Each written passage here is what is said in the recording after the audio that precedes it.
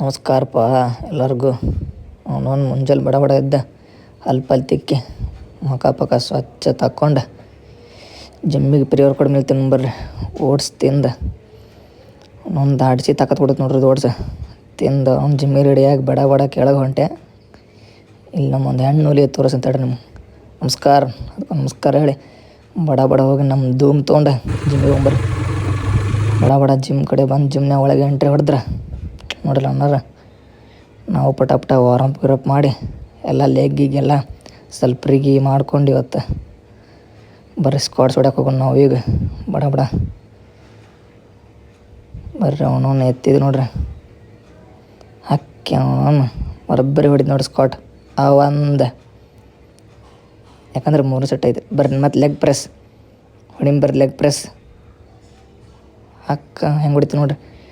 Next ಇದು ಮುಗಿಸಿ leg curl next leg extension. ಎರಡು ನಮ್ಮ ಜಿಮ್ದಾಗ ಒಂದೇ ಮಿಷಿನಾಗ ಅದಾವ್ರಿ.